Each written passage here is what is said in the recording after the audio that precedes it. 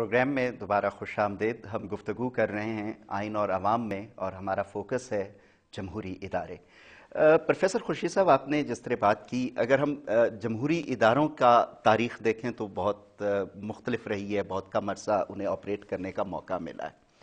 لیکن اگر چند موٹی باتیں پکڑی جائیں کہ آئین، خارجہ امور اور معاشی پالیسیاں بنانے کا اختیار پارلیمنٹ کو دیتا ہے، کیا پارلیمنٹ اپنا یہ اختیار استعمال کرتی ہے؟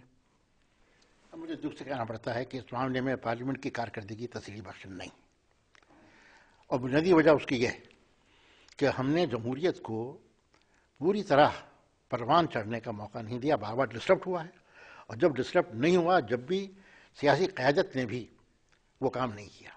میں آپ کو دو ایک مثالیں دیتا ہوں. Directive principle of state policy, یہ ایک بڑی بنیادی چیز ہے، اور دستور نے لازم کیا تھا کہ ہر سال اس کی رپورٹ پارلیمنٹ میں آئے کہ کتنا عمل ہوا ہے، کتنا عمل نہیں ہوا ہے. کاؤنسل آف اسلامک آئیڈیالوجی، اس کے بارے میں طے تھا کہ اس کی ہر رپورٹ آئے، اس پر ڈسکشن ہو. 42 رپورٹس میرے علم کی حد تک کاؤنسل اسلامک آئیڈیالوجی نے تیار کی ہیں. کسی ایک پر بھی بحث نہیں ہوئی ہے. صرف سینیٹ میں ایک زمانے میں 2 پر تھوڑی سی کوشش ہوئی تھی، اور ہم نے اس پر سینیٹ کی طرف سے ریکمنڈیشن بنائی تھی. کاؤنسل آف کامن انٹرسٹ کے علاوہ کی رپورٹ کبھی نہیں آئی ہیں، اور ڈائریکٹو پرنسپل کی رپورٹ ایک بار بھی ڈسکس نہیں ہوئی. یہ کیوں نہیں ہو پائی قمر زمان قاہرہ صاحب؟ اب تو بلکہ 18ویں ترمیم نے دائرہ بھی بڑھا دیا سینیٹ میں بھی کہ سینیٹ میں بھی آئے گی، کاؤنسل آف کامن انٹرسٹ کی بھی آئے گی، نیشنل اکنامک کاؤنسل کی بھی آئے گی، NFC کی بھی آئے گی. دیکھیے ظفر صاحب، بات یہ ہے کہ آئین جو ہے نا، یہ خود اٹ سیلف آئین ایک ضابطہ ہے. یہ خود اٹ سیلف ایک اتھارٹی کے طور پہ کام نہیں کرتا، کیونکہ وہ انسٹیٹیوشن نہیں ہوتا. یہ آپ کے پرنسپلس ہیں بیسیکلی. ان پرنسپلس پہ کھڑے ہو کے، اس پہ بیس کر کے آپ نے رولز آف بزنس بنانے ہیں. اس کے اوپر کھڑے ہو کے آپ نے لیجسلیشن کرنی ہے. یہ ڈیفائن کر رہا ہے بیسیکلی ریاست کے آدمی کے رشتے کو، عوام کے رشتے کو، مختلف اداروں کے آپس میں رشتے کو، ان کے اختیارات کو، ان کی ذمہ داریوں کو، ان کے حقوق کو. اب یہ پریکٹس پہ ساتھ چلتا ہے. یہ دنیا کی تاریخ میں جہاں تک میں پڑھ سکا ہوں، پروفیسر صاحب مجھے اس پہ میری رہنمائی فرمائیں گے، کہ دنیا کی تاریخ میں کبھی ایسا نہیں ہوا کہ ایک قانون بنا یا ایک ضابطہ بنا جس پہ کنسنسس ہوا اور وہ امیڈیٹلی امپلیمنٹ ہو گئے، لوگوں کے دلوں میں اتر گیا اور لوگوں نے اپنی عادتیں اس کے مطابق بدل لی. ایون مذاہب کی تاریخ میں ایسا نہیں ہوا. جو الہامی تھے، میرے اپنے مذہب، آپ کے مذہب، ہمارا جو مذہب اسلام، اس کی جو الہامی کتاب ہے اور جو الہامی ہمارا ضابطہ اخلاق تھا، وہ بھی امیڈیٹلی سارا انفورس نہیں ہو گیا. Gradually with the practices.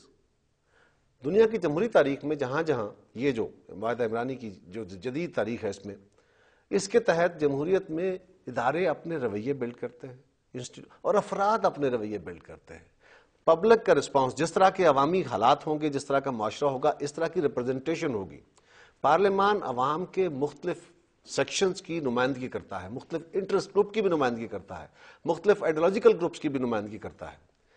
آئین نے ان سب کو اپنے اپنے حدود کے اندر رکھنا ہے. اور یہ فورم، جس کو دیکھیں نا، یہ کہا جاتا ہے کہ پارلیمان، اب پارلیمان کو اور ایگزیکٹو کو ہم نے آپس میں مرج کر دیا جب ہم اس کو ایویلیویٹ کرنا شروع کرتے ہیں.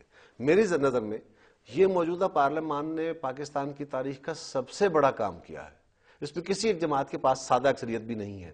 اس کے باوجود اختیارات کی تقسیم کے ساتھ ساتھ وسائل کی تقسیم کا جو آئین کے اندر بھی طے ہے، وہ آپ NFC کو ایک نیا فارم دیتے ہیں. آپ صوبوں کو مزید امپاور کرتے ہیں.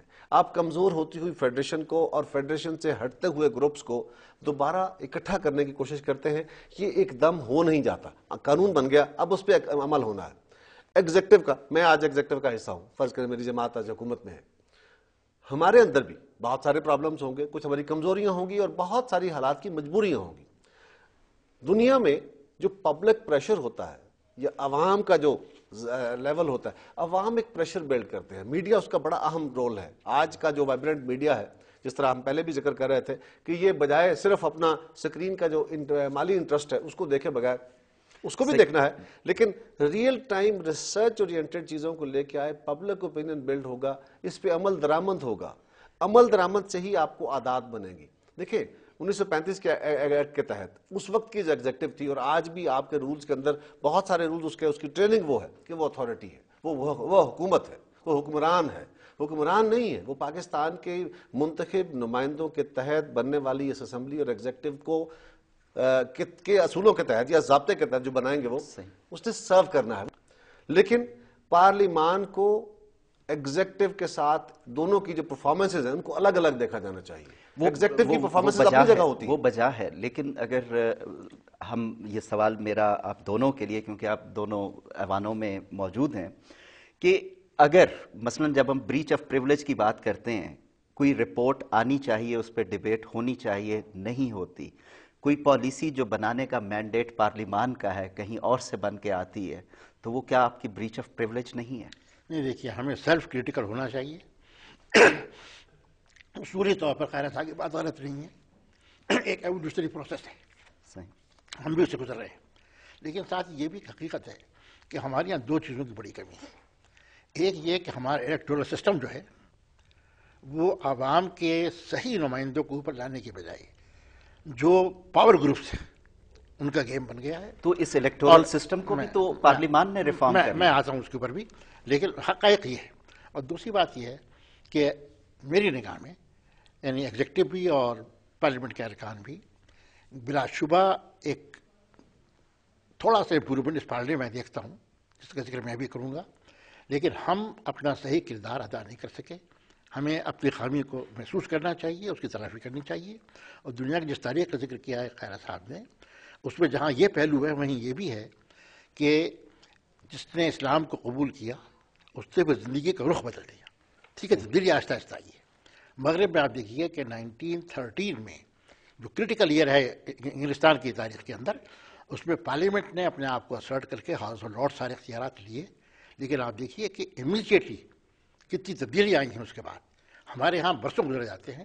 اور ٹریجڈی یہ ہے کہ 73 کا دستور جس دن پاس ہوا ہے اس سے اگلے دن فنڈامنٹل رائٹس کو سسپینڈ کر دیا گیا، ایمرجنسی لگا دی گئی. یہی ہمارا یہ ہے برابر، اور یہ نہیں ہونا چاہیے. ہمیں اس کو چیک کرنا چاہیے. لیکن ایک بات میں اور کہہ دوں، مجھے کہ اس پارلیمنٹ نے 18ویں ترمیم کو کرنا، لیجسلیشن کی مقدار بڑھی ہے، آرڈیننس کا آنا کم ہوا ہے، اور پارلیمنٹ کی جو پارلیمنٹری کمیٹی ہے انہوں نے بڑا افیکٹو کردار ادا کرنا شروع کیا ہے. اور یہ احتساب کو اس میں پراپر ریپرزنٹیشن ملی ہے. بالکل، اور اپوزیشن نے بہت بڑا کنٹریبیوشن کیا. ہم اس پہ بات چیت کا سلسلہ آگے بڑھائیں گے، لیکن اس وقت ہوا ہے ایک مختصر بریک کا. ملتے ہیں ایک بریک کے بعد.